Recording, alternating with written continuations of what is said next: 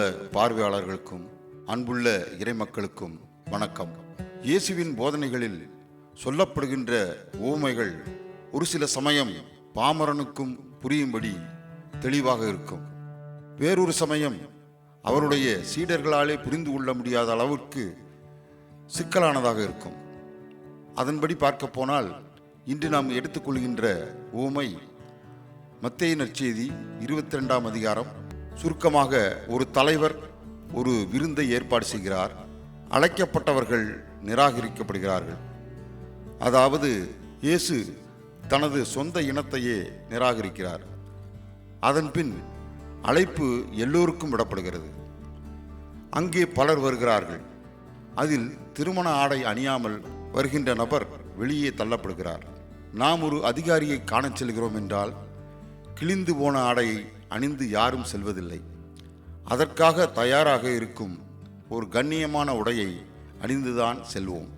இயேசு தன்னுடைய இனத்தாரை புறக்கணித்துவிட்டு எல்லோருக்கும் விண்ணரசின் விருந்தை ஏற்பாடு செய்கிறார். அங்கு வரும்பொழுது தகுதி ஒன்றுதான்.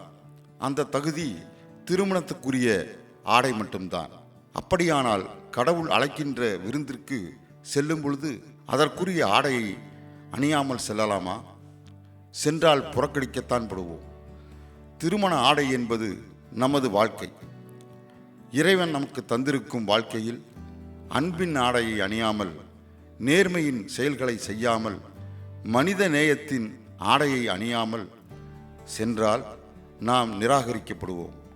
என் வாழ்க்கையை நான் எப்படி வேண்டுமானாலும் வாழ்வேன், கடைசியில் இயேசுவையும் சந்திப்பேன் என்பது அறிவிலிகளின் சிந்தனை.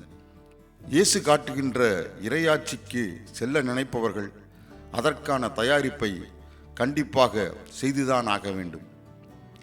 விண்ணக கதவு திறந்துதான் இருக்கிறது. அழைப்பு எல்லோருக்கும் தான் இருக்கிறது. ஆனால் அதற்குரிய தயாரிப்புடன் செல்லாவிட்டால் இயேசு சொல்வார், உங்களை நான் அறியேன், என்னை விட்டு அகன்று போங்கள் என்பார். இந்த ஓமையின் உள்ளார்ந்த அர்த்தம், விண்ணரசு என்பது எல்லோருக்கும் சொந்தமானது. ஆனால் யாராக இருந்தாலும் அதற்குரிய தயாரிப்பு கண்டிப்பாக வேண்டும். அவ்வாறு நாம் தயாரிப்பு இல்லாமல் விண்ணரசில் கண்டிப்பாக நுழைய முடியாது.